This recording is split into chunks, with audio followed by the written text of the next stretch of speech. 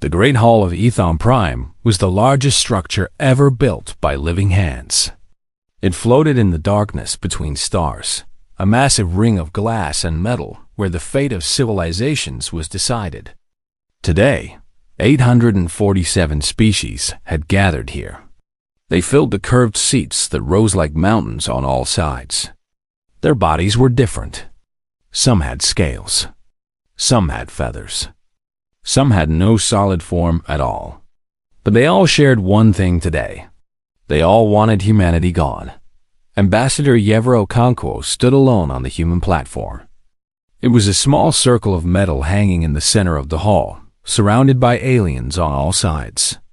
She was a tall woman with dark skin and gray hair pulled back tight. Her eyes were calm.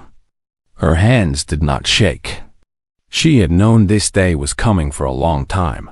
The speaker of the Concord floated at the highest point of the hall. It was a creature called a Velanthi, a being of blue light and crystal bones. Its voice filled every corner of the room without effort. "The vote is now complete," the speaker announced. "On the matter of humanity's continued membership in the Galactic Concord, the results are as follows. 691 species vote in favor of expulsion. 156 vote against. Humanity is hereby banished from galactic society." A sound rose from the crowd. It was not quite cheering. It was relief. It was the sound of creatures who had been holding their breath for 200 years, finally letting it go. Yevra watched them celebrate. She saw the Velanthi delegates embracing each other, their crystal bodies ringing like bells. She saw the Korath waving their many arms in joy. She saw the Oravani nodding their ancient heads in satisfaction. They were happy. They were so very happy to be rid of humanity. She understood why they feared her kind. Humans had only discovered faster than light travel 2 centuries ago. In that short time, they had spread across 100 worlds. They had learned every language. They had solved problems that had confused alien scientists for thousands of years. They adapted too quickly. They bred too fast. They refused to stay in their place, and there was something else. Something the aliens whispered about when they thought humans could not hear.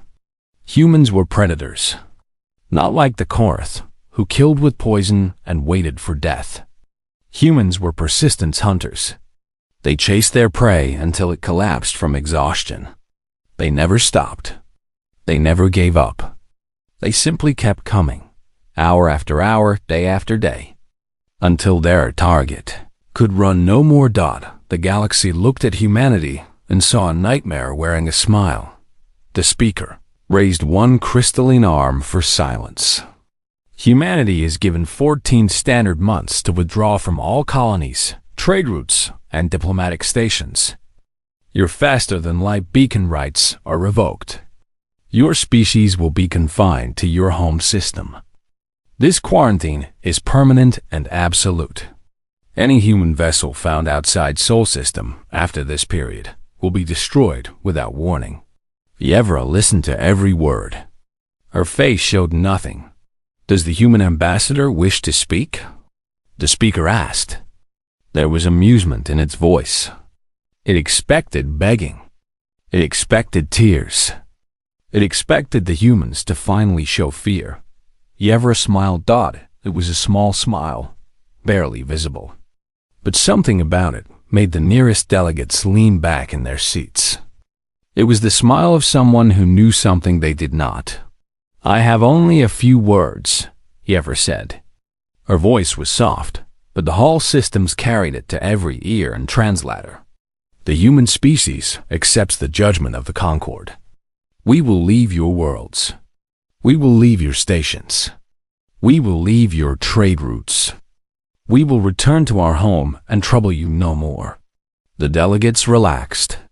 This was what they wanted. Complete surrender. However, Yevra continued, and the word hung in the air like a blade.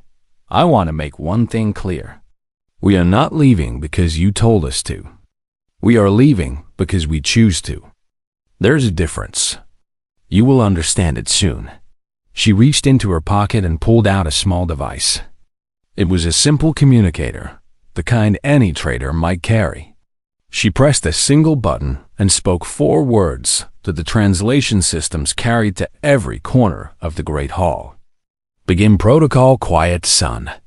No one knew what it meant. The delegates looked at each other in confusion. Some laughed nervously. Protocol, quiet son? It sounded like nothing. It sounded like human nonsense. Yevra put the communicator away. She looked around the hall one last time, meeting the eyes of every species that had voted against her kind. Then her gaze settled on the Volanti speaker, the one who had led the campaign to banish Earth. "You called us vermin," she said. "You called us a plague. You said we spread too fast, that we took too much, that we did not know our place." She paused. "You were right about one thing. We do not know our place. We never have. That is what makes us human." She turned and walked toward the exit. Her footsteps echoed in the sudden silence. "You have made a mistake today," she said without looking back. "Not a moral mistake. I do not expect you to care about morality. A practical mistake. You have spent 200 years watching us, fearing us, hating us, but you never once stopped to ask a simple question." She reached the door and paused with her hand on the frame. "You never asked what we were building. You never asked why we were helping you. You never asked what would happen if we stopped." The door opened. The light from the corridor beyond made her a dark shape against brightness. "Now you will find out." She stepped through, and the door closed behind her. For a long moment, no one spoke. Then the celebration resumed, louder than before. The humans were gone. The threat was over. The galaxy was safe again. They told themselves this for 14 months.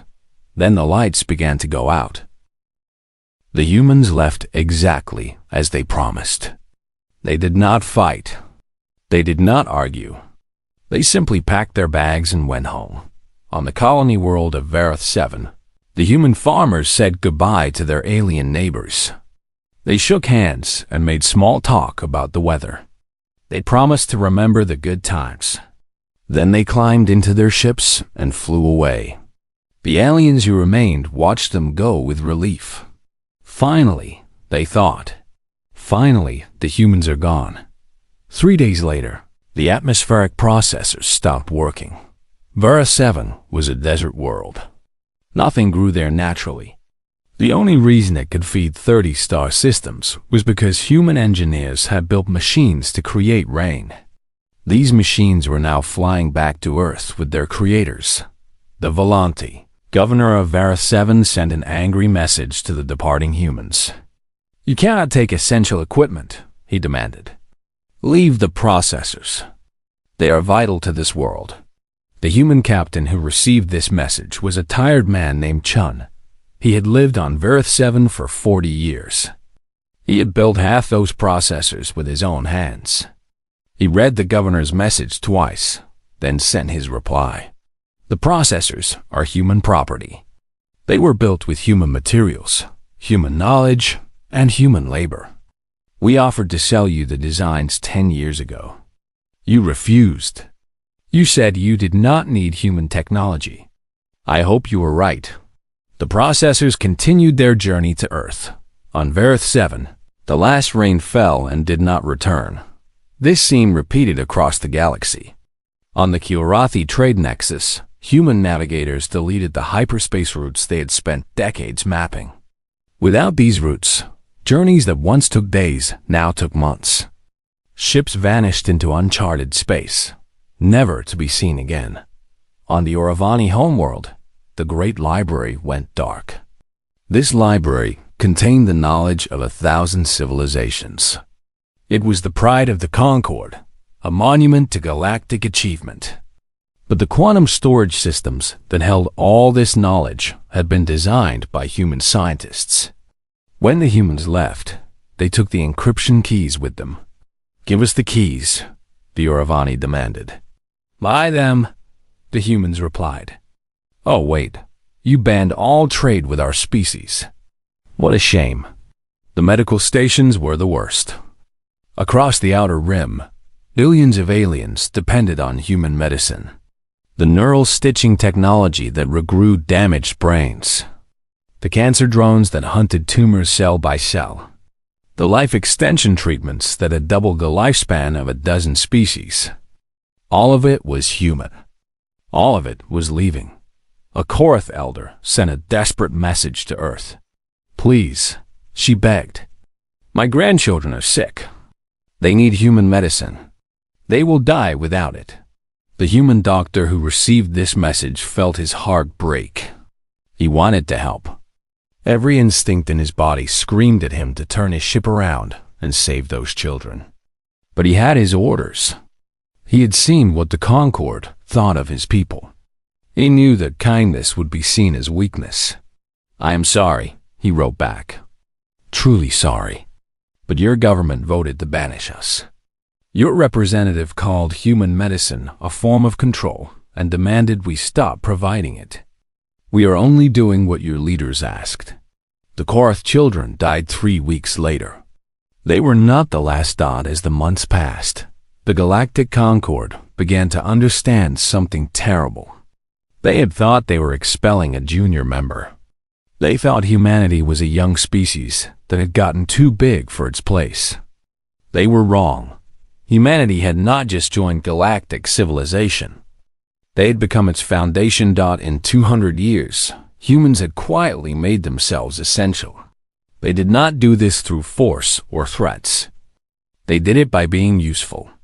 They solved problems that other species ignored. They built things that other species needed. They worked harder, faster, and cheaper than anyone else. And they never asked for credit. They never demanded recognition. They just kept helping, year after year, until the galaxy could not function without them. Now they were leaving. And they were taking everything they had built.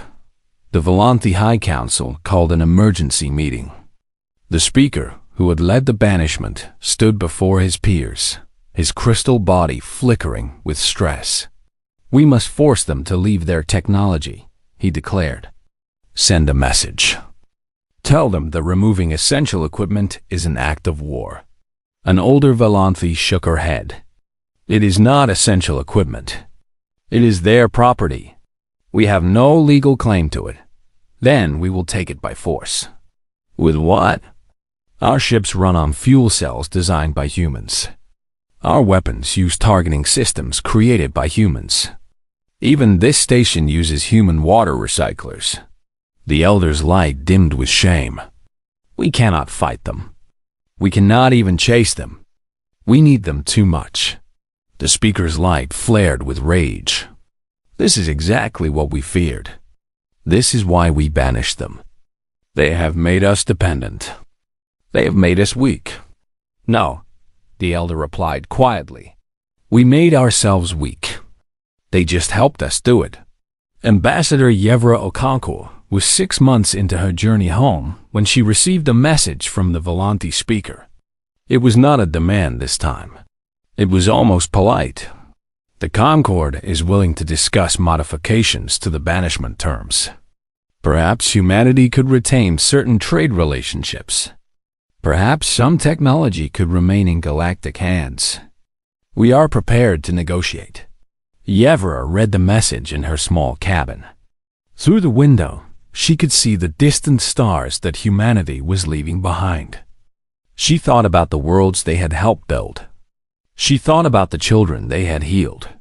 She thought about all the good they had done and how quickly it had been forgotten. She wrote her reply carefully. The Concord voted to banish Earth. The vote was clear. The terms were clear. Humanity has no obligation to engage with non-human species. We are taking what is ours and going home. If you want something from us, you will have to come ask nicely. But I should warn you, we are not accepting visitors. She pressed send and turned off her communicator dot behind her. The galaxy was starting to burn. She did not look back. 6 months after the banishment, the galaxy had become very quiet. The great trade routes that once carried billions of ships now sat empty. The communication networks that connected 1,000 worlds had begun to fail. The stars themselves seemed dimmer, though this was just the fear talking. On the Rilith homeworld, Admiral Kess stood before his fleet and tried not to despair. 300 warships floated in orbit above him. They were beautiful machines, sleek and deadly, the pride of the Rilith combined.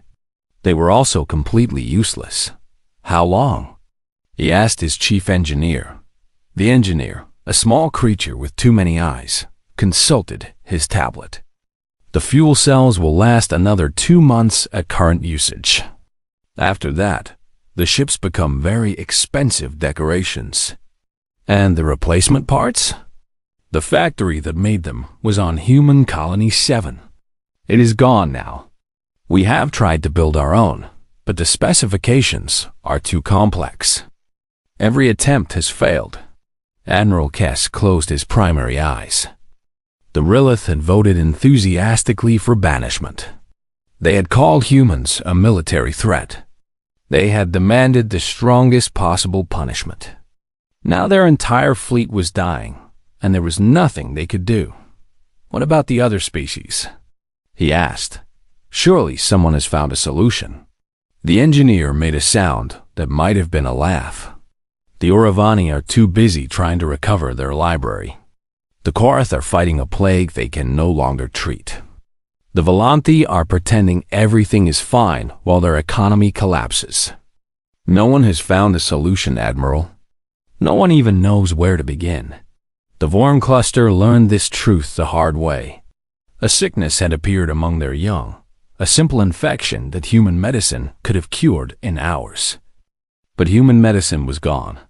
The Vorn doctors tried their own treatments, their own technology, their own ancient wisdom. Nothing worked. The infection spread. First to the children, then to the adults. Whole cities went silent. Ships carrying refugees were turned away from every port, their crews too dangerous to allow aboard. The Vorn had been a proud species, builders and artists, creators of beauty. Now they were dying in their millions, and no one would help them. A Vorn elder managed to send one final message before his city fell. It was addressed to Earth. We did not vote for banishment. We abstained because we were afraid.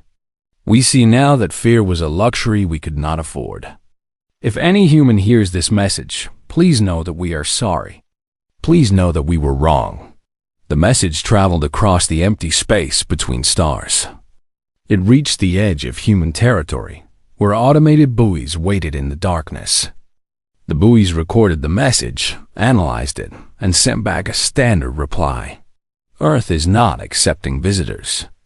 As per Concord Ruling 7851 Alpha, humanity has no obligation to engage with non-human species.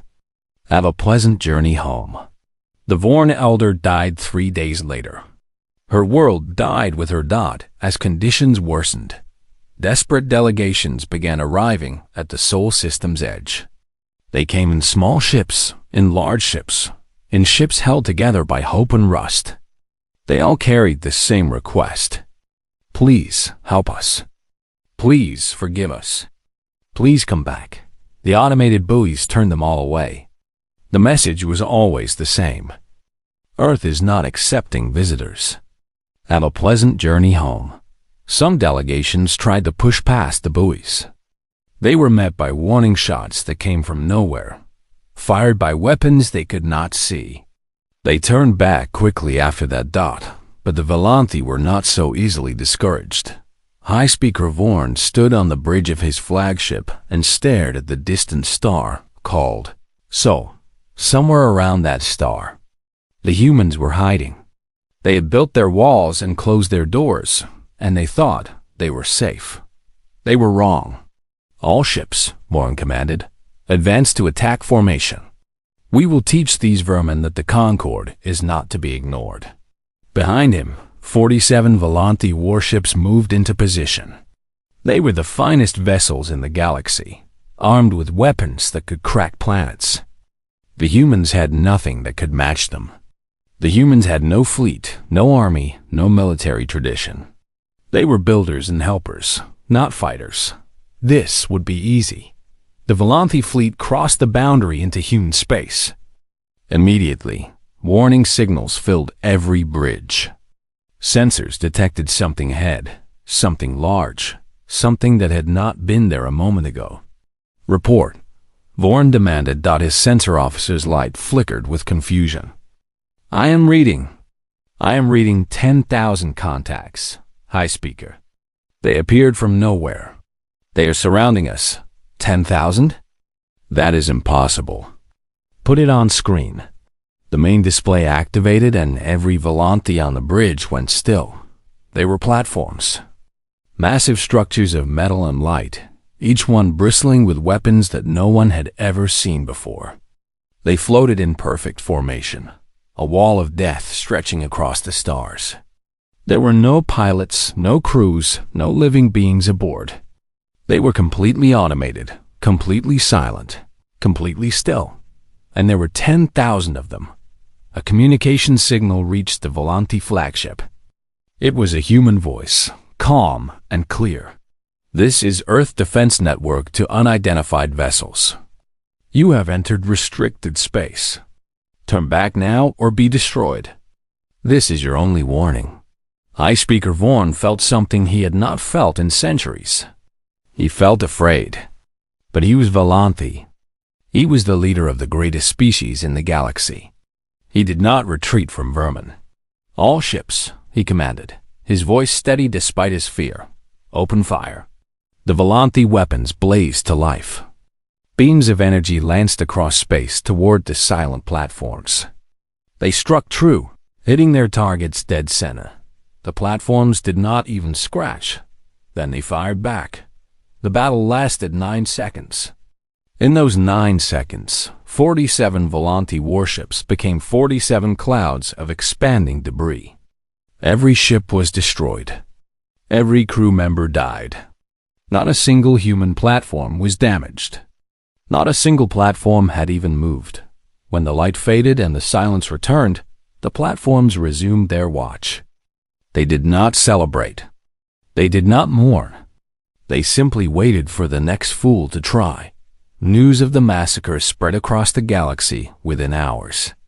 The Volanthi High Council went into emergency session. The other species watched in horror. The calculations changed overnight. Humanity had been building in secret.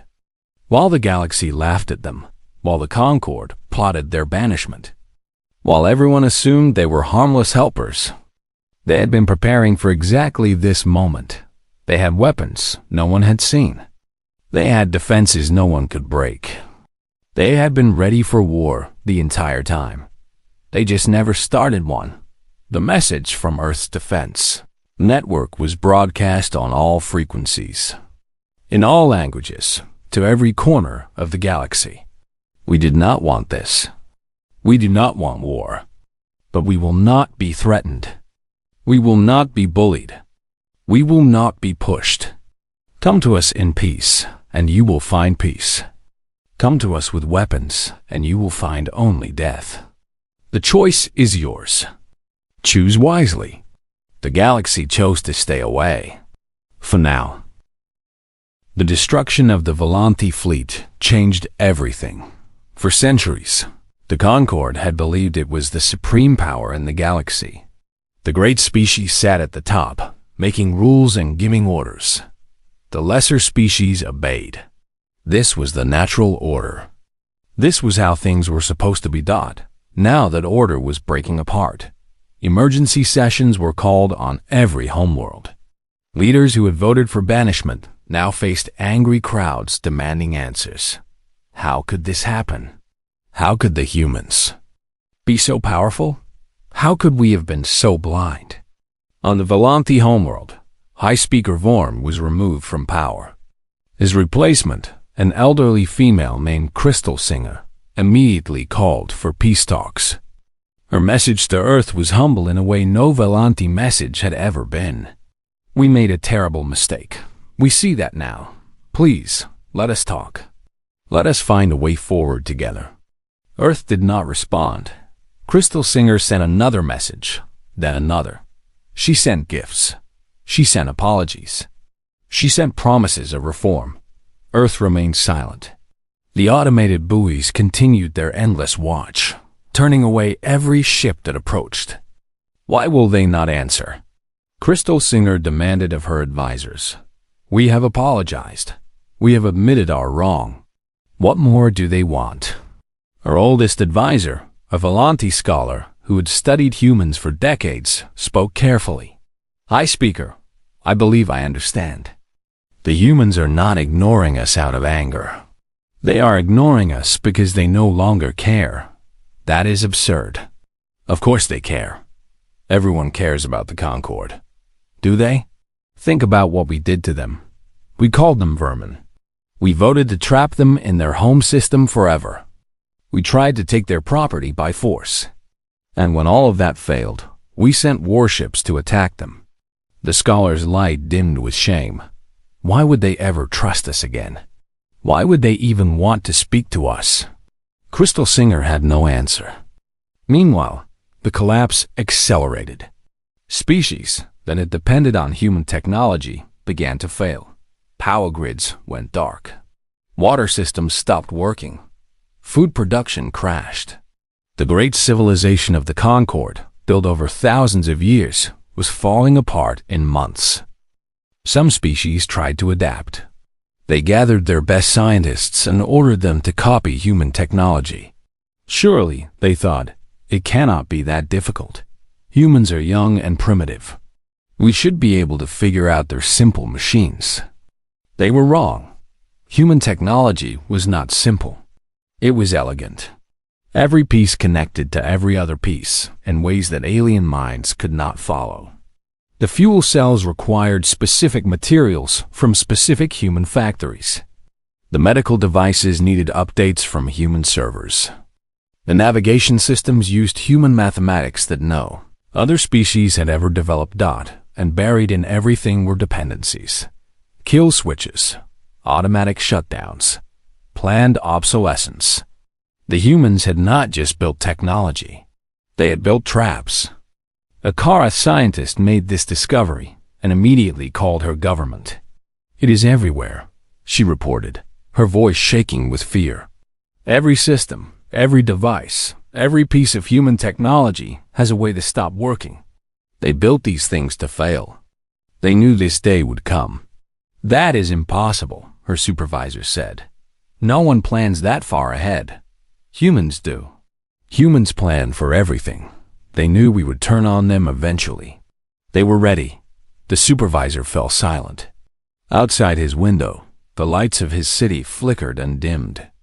Another power plant had failed. Another piece of human infrastructure had stopped working. What do we do? He asked finally. We beg, the scientist replied. We get on our knees and we beg them to forgive us. It is the only option we have left. But the begging was not working. Message after message disappeared into the silence around Earth. Ships carrying diplomats were turned away. Gifts were ignored. The humans had closed their door and nothing could open it. Then, 8 months after the banishment, something changed. A single communication channel opened from Earth. It was not directed at the Concorde or the great powers. It was directed at the 156 species who had voted against banishment. Ambassador Yevra Okonkwo appeared on screens across the galaxy. She was older now, her gray hair fully white. But her eyes were still sharp, and her voice was still strong. I am speaking to those who stood with us, she began. To the Delphine Collective, to the Marsh people of Valora, to the Silicon Mines of Perseus, to every species who voted no when the rest of the galaxy voted yes. You remembered that we were friends. You remembered that we were partners. You remembered that we were people. She paused, and when she spoke again, her voice was heavy with emotion. We did not forget you. We will never forget you. Then her expression hardened. But I'm also speaking to those who voted against us. To the Volanthi and the Korath and the Uravani and all the rest. You called us vermin. You called us a plague. You said we spread too fast and took too much. You demanded that we be locked away forever, trapped in our home system like animals in a cage. She leaned forward, and her eyes seemed to burn through the screen. We came to you with open hands. We learned your languages. We ate your food. We lived in your cities. We married your children. We solved problems you had struggled with for centuries. We asked only to be treated as equals. And for 200 years, you looked at us with suspicion. You whispered about us in dark rooms. You made plans to destroy us. Her voice dropped to something cold and final. So now you will learn what we have always known. We do not need to conquer you. We do not need to destroy you. We do not need to fire a single weapon or lose a single life. We just need to stop helping and let you destroy yourselves. She stood up from her chair and looked directly into the camera. You asked what protocol quiet sum meant. Now you know.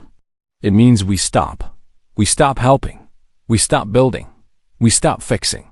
We stop caring. You wanted a galaxy without humans? Congratulations. You have one. I hope it was worth it. The transmission ended.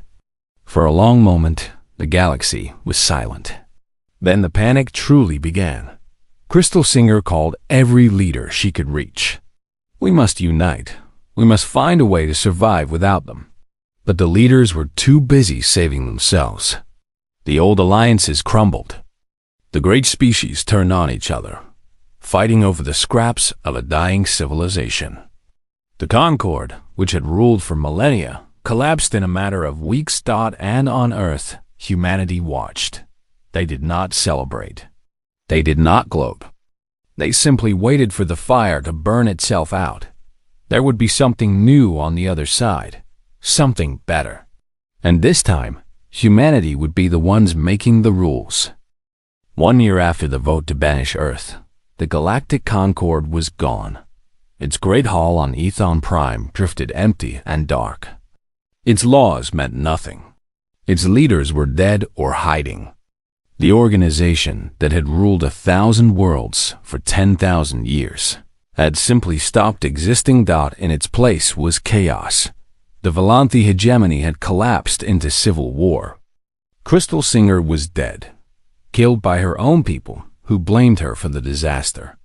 Rival factions fought over the remaining resources, destroying more than they saved. Their beautiful homeworld burned with the fires of a dozen conflicts. The Korath were dying. Without human medicine, their immune systems could not handle the plagues that swept through their populations. Entire generations were lost. Those who survived were hollow shells, broken by grief and loss. The Oravani had sealed themselves in their towers and refused to speak to anyone.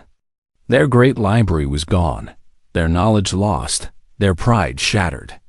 They waited for death with the dignity of a species that had nothing left to lose. 14 species faced extinction. Dozens more were on the edge. The galaxy had become a graveyard of civilizations. But in the darkness, a new light was beginning to grow. Earth had opened its doors, not to the old powers, but to the forgotten ones. The species who had been too small to vote. The species who had voted no. The species who had been crushed under the Concord's bureaucratic weight for centuries. The Delphine Collective arrived first.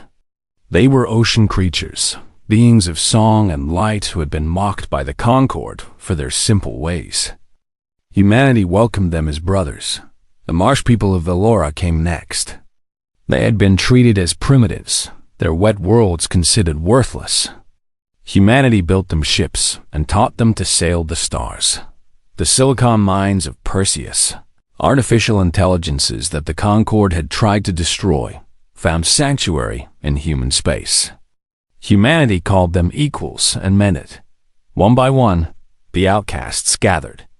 They came to Earth not as beggars, but as partners. Humanity shared everything with them, holding nothing back. Technology, medicine, knowledge, resources. Whatever they needed, humanity provided. Why do you help us? Asked Delphine Prime, the leader of the collective. You owe us nothing. Ambassador Yevra Okonkwo smiled. She was very old now, her body weak, but her mind still sharp. We help because that is who we are. We build. We teach. We heal. The Concord thought this made us weak. They were wrong.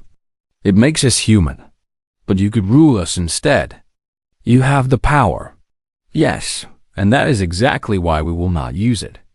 Power over others is the path to destruction. We saw what the Concord became. We will not make their mistake. Delphine Prime studied the old human for a long moment. You are strange creatures, she said finally. Strange and wonderful. We try, Yevra replied. The Coalition of Free Worlds was formed on the anniversary of the banishment vote. Representatives from 47 species gathered on Earth, in a simple hall that could have fit inside the Concord's smallest meeting room. There were no massive platforms or towering seats. Everyone stood together on the same level. Equals among equals. Yevra Okonkwo stood at the center and spoke the words that would shape the future. We gather here today not as rulers and subjects, but as friends and partners. We have all suffered under the old ways. We have all been told we were not good enough, not strong enough, not worthy enough. Those days are over. She looked around at the assembled beings. Some had tentacles. Some had wings. Some were made of light. All of them were watching her with hope in their eyes. The Coalition of Free Worlds will be different. We will have rules, but they will be fair. We will have disputes, but we will solve them with words. We will have differences, but we will celebrate them instead of fearing them. She paused and took a deep breath. But let me be clear about humanity's position. We will never again ask permission to exist. We will never again bow to those who hate us. We will never again let ourselves be caged. Her voice grew harder.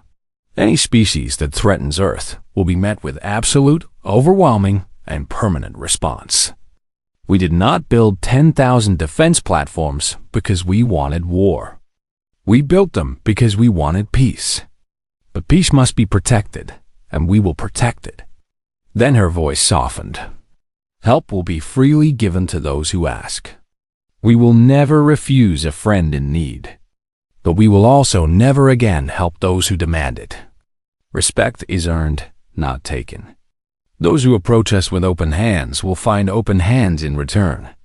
Those who approach us with weapons will find only death. She raised her head high. These are humanity's rules. They are not negotiable. The Coalition accepted these rules without argument. They were fair. They were clear. They were exactly what the galaxy needed. In the months that followed, the Coalition grew. Former Concord species began sending messages, desperate to join. Some were accepted. Those who had voted against banishment, those who had helped humans in secret, those who had shown kindness even when it was dangerous. They were welcomed. Others were refused. The Volanthi, who had led the banishment campaign. The Korath elders, who had celebrated humanity's exile. The Oravani scholars, who had written papers on why humans were inferior. They received a standard response. Your application has been rejected. The Coalition of Free Worlds remembers who stood with us and who stood against us. Perhaps your grandchildren will be worthy of membership. You are not. It was harsh. It was unforgiving. It was necessary. Ambassador Yevra Okonkwo died peacefully in her sleep, 2 years after the Coalition was founded. She was 117 years old. Her last words were to her granddaughter, who would become the next human ambassador. Never forget what they did to us. But never let that memory turn you bitter. Build something better. That is the human way. Her funeral was attended by representatives from every Coalition species. They mourned her not as a human, but as a friend. Her body was sent into Earth's sun, an honor reserved for humanity's greatest heroes. The galaxy continued to change. The old powers faded. The new alliance grew stronger. Humanity spread once again across the stars, but this time they went as liberators instead of guests. They freed slave species. They rebuilt broken worlds. They healed old wounds, and they never forgot the lesson they had learned. You cannot banish the sun. You can only learn to live without its light. The Concord had tried to trap humanity in darkness and discovered too late that humanity carried light within itself. Now that light was spreading across the galaxy, and nothing could stop it. In a small park on Earth, a statue stood in memory of the banishment. It showed a human woman walking through a doorway, leaving a crowd of aliens behind. At its base was a simple inscription. We left because we chose to. We returned because you asked. We stayed because we were needed. We are humanity. We do not give up. We do not stay down. We do not forget. And we always come back. Children from a dozen species played around the statue, laughing and chasing each other through the grass. They did not know what the statue meant. They did not know about the war or the banishment or the years of suffering. They only knew that the galaxy was a good place, that their parents were happy, and that somewhere among the stars, humanity was building something wonderful. That was enough. That was everything. The end.